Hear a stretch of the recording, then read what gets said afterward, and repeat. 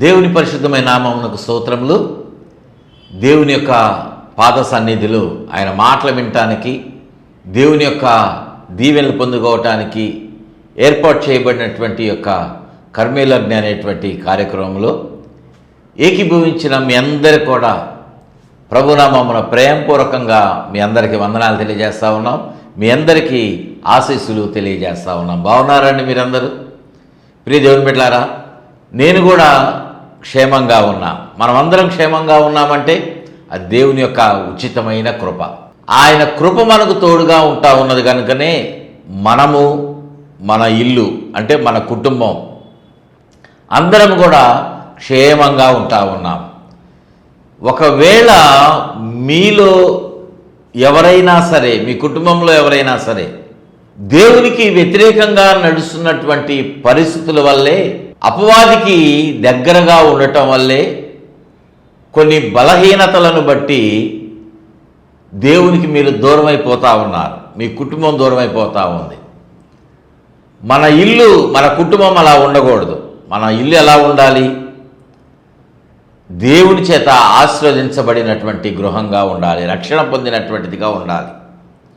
నేటి దినమున మన ధ్యానాంశము మన ఇల్లు ఎలా ఉండాలి అనేటువంటి మాటను లేఖనాలలో మనము జ్ఞాపకం చేసుకుందాం.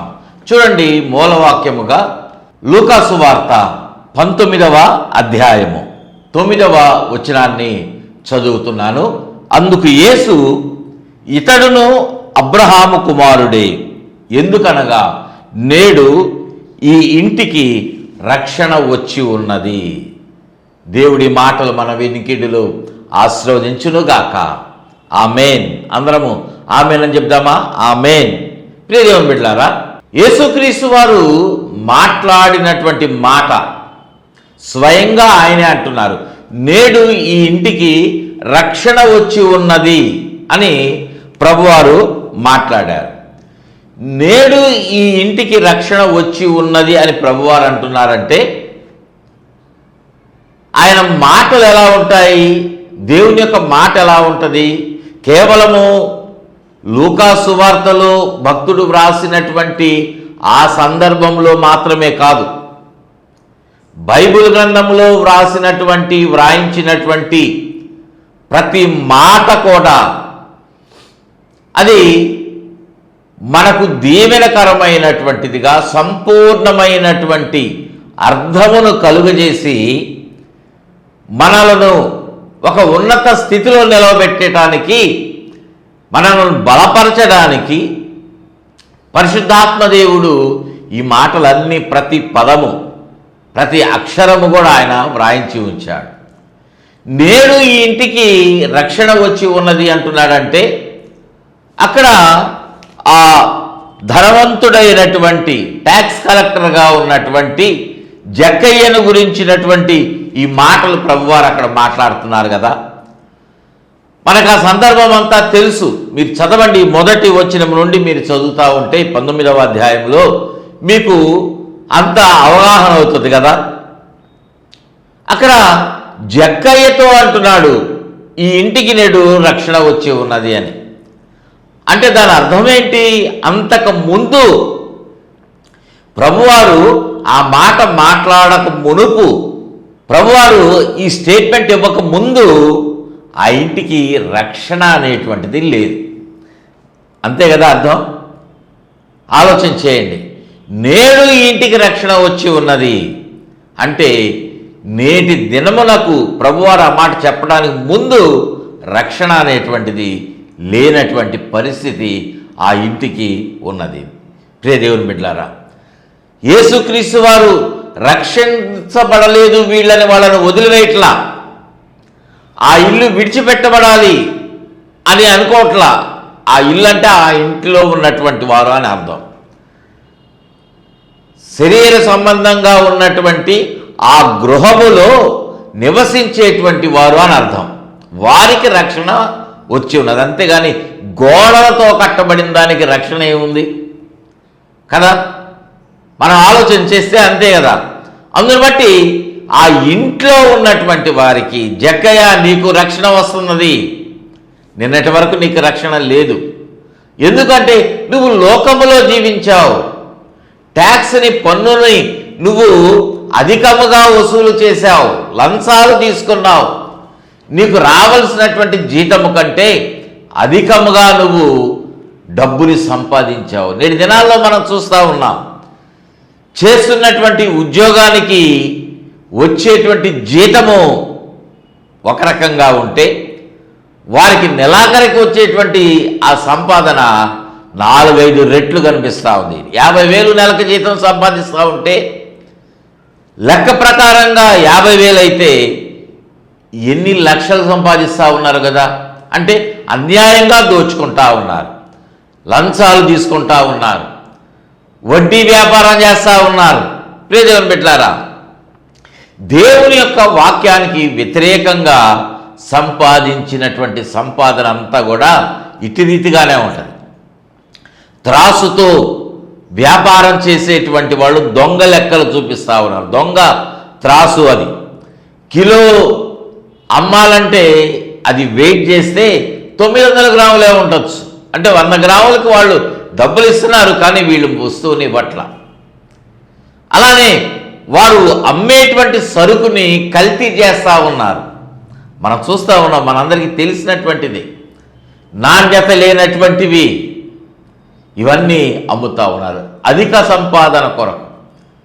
దానివల్ల జక్కయ్య కుటుంబానికి ఎలాగ మేలు లేనటువంటి పరిస్థితి ఏర్పడిందో, ఎలాగ జక్కయ్య ఇంటికి రక్షణ లేదో అంతకు ముందు వరకు డబ్బులున్నాయి, ఆరోగ్యం ఉంది, సంపాదన ఉంది, బిడ్డలు చదువుకుంటున్నారు, అంత బాగానే ఉంది. కానీ రక్షణ లేకపోతే ప్రయోజనం ఏంటి? ప్రియ దేవుని బిడ్డలారా, మీ కుటుంబం ఇలా ఉన్నదేమో, మీ కుటుంబం ఇలా ఉన్నదేమో ఒకసారి ఆలోచించేయండి. జక్కయ్య ఇంటికి రక్షణ ఎలాగ ప్రభువారు ఇచ్చారో మీ ఇంటికి కూడా ఇవ్వటానికి ఆయన ఇష్టపడతా ఉన్నారు, సిద్ధంగా ఉన్నారు.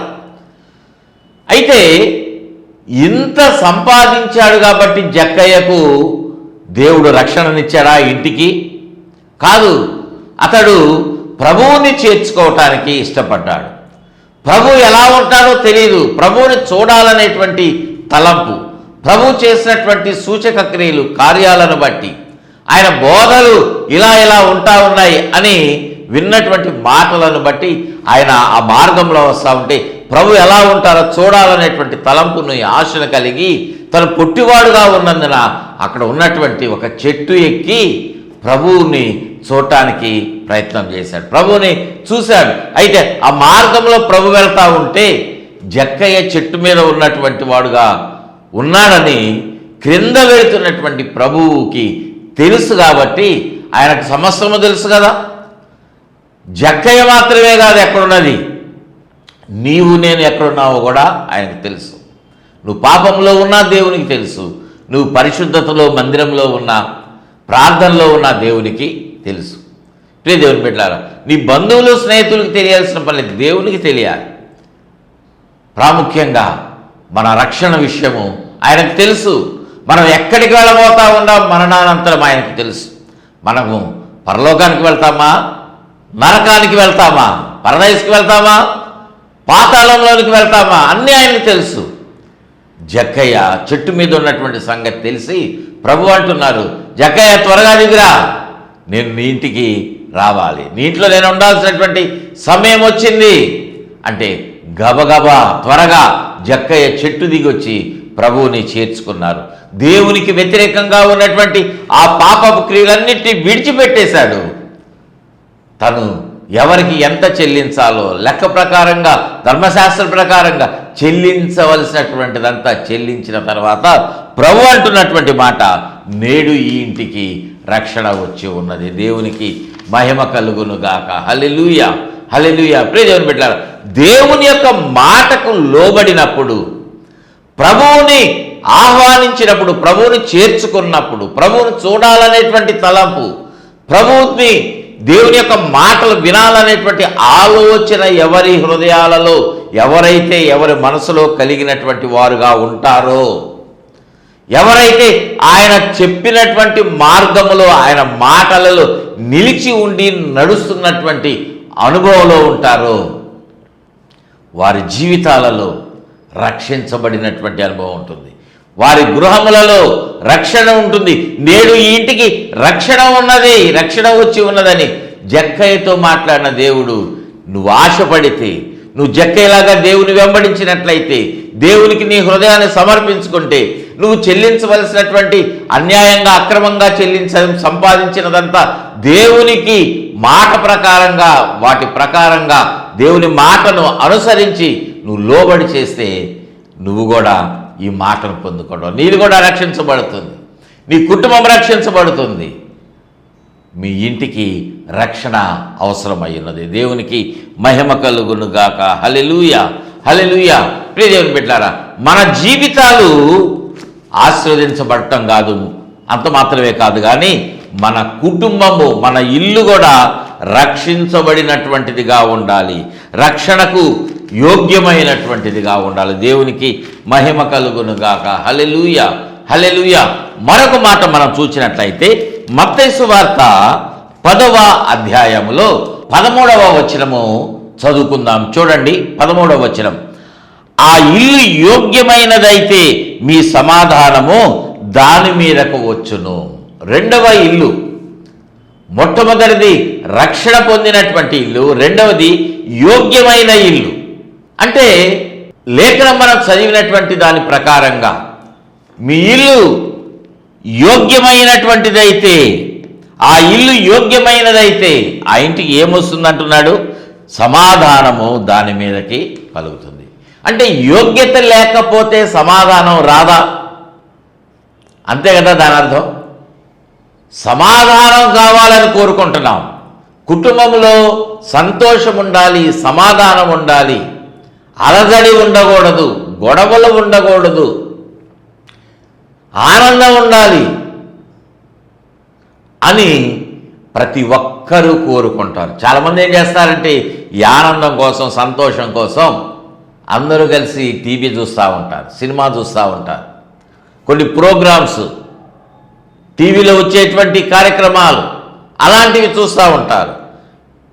డబ్బులు ఉన్నట్లయితే సినిమాలకు వెళ్తూ ఉన్నారు కుటుంబంతో కలిసి కదా, కుటుంబంతో కలిసి సినిమాలకు వెళ్తున్నారు, కుటుంబంతో కలిసి పార్టీలకు వెళ్తున్నారు, పబ్బులకు వెళ్తూ ఉన్నారు, కుటుంబంతో కలిసి వనభోజనాలని అందరితోటి కలిసి వారు సంతోషించడానికి రకరకాల ప్రయత్నాలు చేస్తూ ఉన్నారు. కానీ ఏ ఇల్లు యోగ్యమైతే, ఏ ఇల్లు యోగ్యమైనటువంటిదిగా దేవుని దృష్టిలో ఉంటే ఆ ఇంటికి ఆటోమేటిక్గా సమాధానం వస్తుంది. దేవునికి మహిమ కలుగును గాక. హల్లెలూయా. ఈ సందర్భంలో మనము మత్తయి సువార్త 10వ అధ్యాయము 5వ వచనం నుండి చదవటానికి సమయం లేదు కాబట్టి ఆ మాటలు మనము ధ్యానం చేసుకుంటూ ముందుకు వెళ్తాం. ప్రభువారు తన దగ్గర ఉన్నటువంటి 12 మంది శిష్యులను పంపిస్తూ వాళ్ళకు ఒక ఆజ్ఞ ఇచ్చారు. మీరు దేవుని యొక్క మాటలు ఎవరెవరికి ప్రకటించాలి, ఎక్కడ ప్రకటించాలి అనేటువంటి మాటలన్నీ కూడా తెలియచేసి అక్కడ అంటున్నటువంటి మాట 11వ వచనంలో, మీరు ఏ పట్టణంలో అయినా ఏ గ్రామంలోనైనా ప్రవేశించేటప్పుడు అక్కడ ఎవరు యోగ్యంగా ఉంటారో మీరు విచారణ చేయండి. విచారణ చేసి అక్కడ నుండి వెళ్ళేంత వరకు అతని ఇంట్లోనే మీరు బస చేయండి. అంటే ప్రభువారి యొక్క శిష్యులు సువార్త పరిచర్యలో వెళ్ళేటువంటి సమయమున ఎక్కడ పడితే అక్కడ ఉండొద్దు. మీరు ఉండేటువంటి స్థలం యోగ్యమైనటువంటిదిగా ఉన్నదా లేదా విచారణ చేసి మీరు అక్కడే బస చేయండి, అక్కడ నుంచి వెళ్ళేంత వరకు అని చెప్పి ఆ ఇంటిలో ప్రవేశించి మీరు ఆ ఇంటికి శుభములు చెప్పండి అని చెప్పి అప్పుడు అంటున్నారు, ఆ ఇల్లు యోగ్యమైనదైతే మీ సమాధానము దానికి ఉంటుంది. దేవునికి మహిమ కలుగును గాక. హల్లెలూయా. దేవుని యొక్క వాక్యము, దేవుని సేవకులు, పరిశుద్ధాత్మ దేవుడు, ఆయన మహిమ, ఆయన వాగ్దానములు ఎక్కడ నెరవేర్చబడతాయి, ఎక్కడ ఉంటాయి, ఎక్కడ వాళ్ళు ఉంటారు అంటే యోగ్యమైన చోట. పాపముతో ఉన్నటువంటి నీవు దేవుని యొక్క వాక్యానికి విరుద్ధంగా నీ జీవితము ఉన్నట్లయితే నువ్వు అనుకుంటున్నావు నా జీవితం బాగుంది అని, కానీ వాక్యానికి విరుద్ధంగా ఉన్నదో లేదో చూసుకోండి. దేవుని యొక్క వాక్యం చదివితే పరిశుద్ధాత్మ దేవుడు వ్రాయించినటువంటి మాటలు మీరు చదివినప్పుడు దేవుడు మీతో మాట్లాడతాడు. మీ హృదయము అక్కడ పోరాటాన్ని ఎదుర్కొంటుంది. ఏంటిలా వ్రాయబడింది? దేవుని యొక్క మాట నేను వింటున్నానా లేదా? దేవుడు ఇక్కడ కొన్ని ఆజ్ఞలు ఇచ్చాడు, ఈ ఆజ్ఞలో నేను నడుస్తున్నానా లేదా?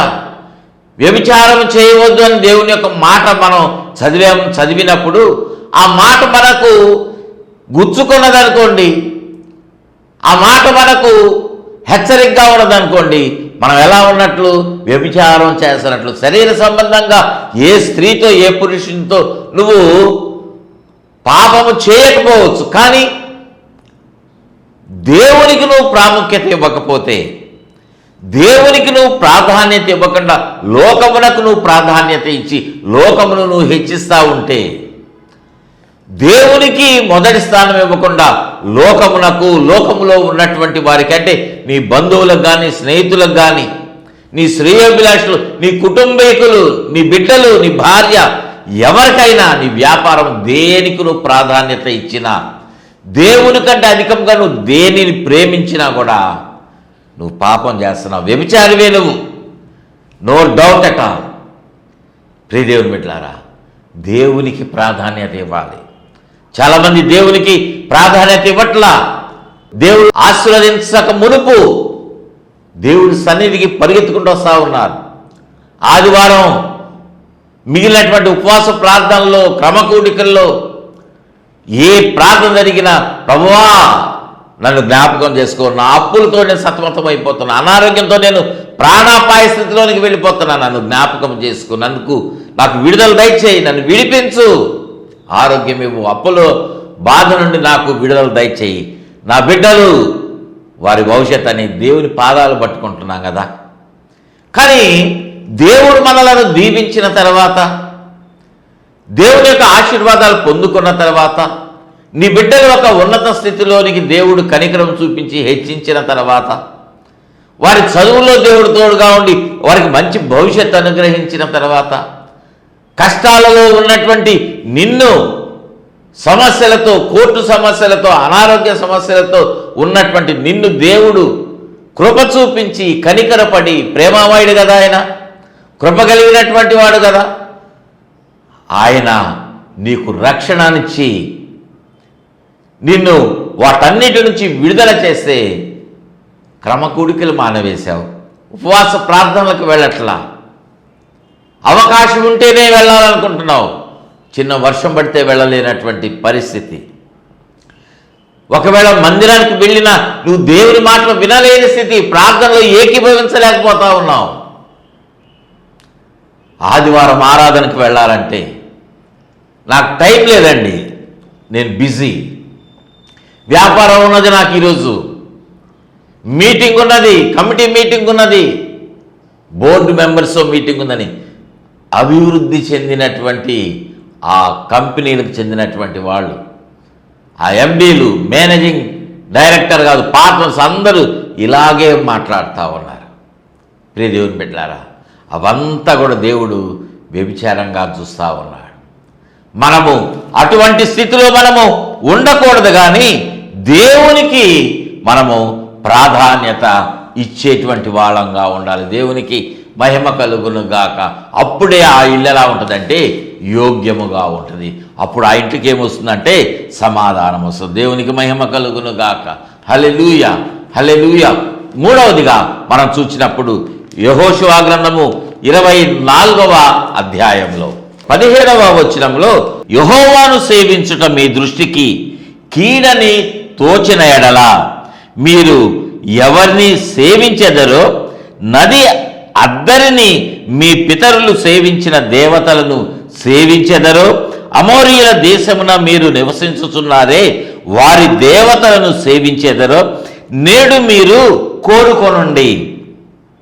మీరు ఎవరిని సేవింప కోరుకొనినను నేనును నా ఇంటి వారును యెహోవాను సేవించెదము అనెను. దేవునికి మహిమ కలుగునుగాక. హల్లెలూయా. మీరు ఎవరిని సేవిస్తారో మీరు అనుకుంటున్నారు, మేము ఆ క్రైస్తవ మతము అని ఒకటి అనుకుంటున్నాం కదా, ఆ క్రైస్తవుల దేవుణ్ణి, క్రైస్తవ మతాన్ని స్థాపించాడు కదా, క్రైస్తవ మత స్థాపకుడైనటువంటి యేసుక్రీస్తు అంటున్నారే, ఆయన్ని మేము సేవిస్తే మాకు నష్టం. యేసయ్య క్రైస్తవ మతాన్ని స్థాపించలా, ఆయన మార్గాన్ని ఏర్పాటు చేశారు. ఆయన బోధలన్నీ మార్గమే. నేడు అనుకుంటున్నటువంటి రీతిగా లోకంలో ఉన్నవాళ్ళు ప్రభువుని గురించి అవగాహన లేనటువంటి వారు, యేసుని గురించినటువంటి ఆలోచన లేనటువంటి వారు, అదొక మతము, మమ్మల్ని మతంలోనికి లాగుతున్నారు అని భావించవద్దు. మీరు పొరపాటు పడుతున్నారు ప్రియ సహోదరుడా, సహోదరి. మార్గం చూపిస్తున్నారు, ఎవరు మిమ్మల్ని లాగట్లేదు, ఎవరిని లాగట్లా. సత్యమును ప్రకటిస్తున్నప్పుడు ఇష్టమైనటువంటి వాళ్ళు దానికి లోబడుతున్నారు, అంతవరకే. లోబడితేనే రక్షించబడతారు, లోబడకపోతే వారు దేవుని ఉగ్రతకు గురవుతారనేటువంటి వాస్తవాన్ని ప్రకటిస్తున్నారు.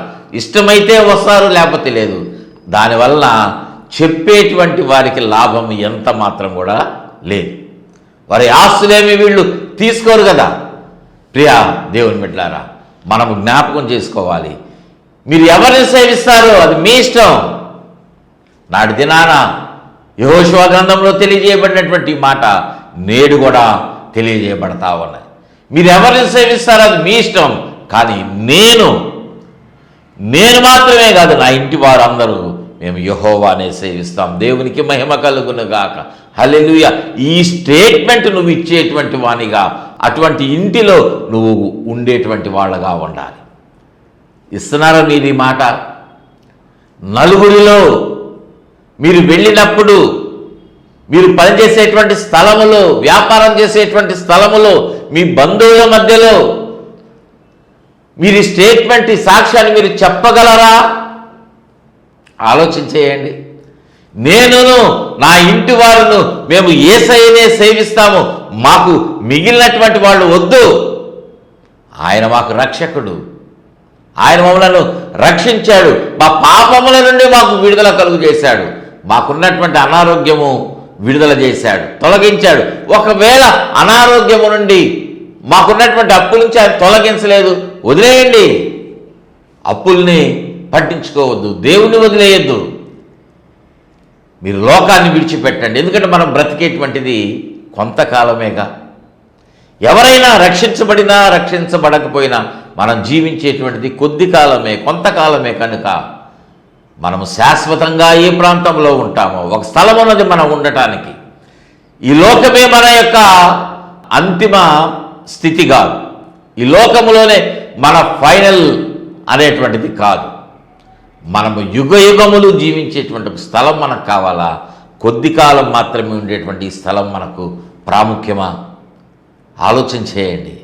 మన ఇల్లు ఎలా ఉండాలంటే మన కుటుంబం అంతా సేవించేటువంటిదిగా ఉండాలి. దేవునికి మహిమ కలుగునుగాక. హల్లెలూయా, హల్లెలూయా. చూడండి, త్వరగా మనం లేఖనాలు చూసినట్లయితే సామెతల గ్రంథము 3వ అధ్యాయంలో 33వ వచనములో, నీతిమంతుల నివాస స్థలమును ఆయన ఆశీర్వదించును, భక్తిహీనుల ఇంటి మీదకు దేవుని యొక్క శాపం వస్తుందని కూడా అక్కడ ఉన్నది.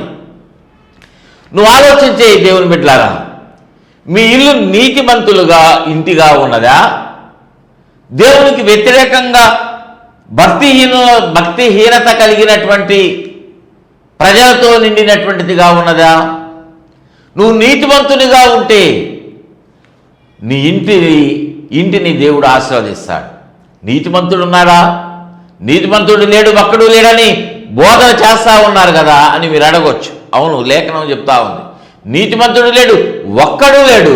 కానీ ప్రభు అయినటువంటి యేసుక్రీస్తు వారు ఆయన నీతిమంతుడు, ఆయన రక్తములో పరిశుద్ధత ఉన్నది. కనుక ఆయన ఏం చేశారంటే మన యొక్క నీతి లేని తనంతా కొట్టివేసి తన నీతిని మనకు అనుగ్రహించటానికి ఆయన ఈ లోకంలో జన్మించి ఆయన రక్తములో మనము కడగబడితే, పరిశుద్ధత ఆయన ద్వారా మనం పొందుకుంటే మనం ఎలా ఉంటామంటే నీతిమంతులముగా ఉంటాం. మనం నివసించేటువంటి స్థలము నీతిమంతుల ఇల్లుగా ఉంటుంది. కనుక మనం ఎలా ఉంటామంటే ఆశీర్వదించబడేటువంటి ఆ స్థితిలోనికి దేవుడు మనలను నడిపిస్తాడు. దేవునికి మహిమ కలుగునుగాక. హల్లెలూయా.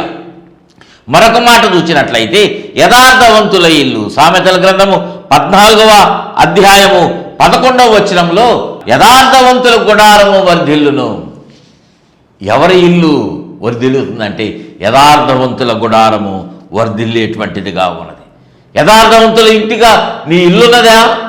నీ బ్రతుకు, నీ జీవితము, ఈ లోకంలో నువ్వు జీవిస్తున్న జీవితము శరీర సంబంధమైనటువంటి మాత్రము కాదు, ఆత్మీయ జీవితము కూడా యథార్థంగా ఉండాలి. మందిరానికి వెళ్ళినప్పుడు, ప్రార్థనకు వెళ్ళినప్పుడు భక్తిగా ఉండి పాటలు పాడి ప్రార్థన చేసి మందిరాన్ని విడిచిపెట్టి ఇంటికి వచ్చిన తర్వాత నీ జీవితం ఎలా ఉన్నది?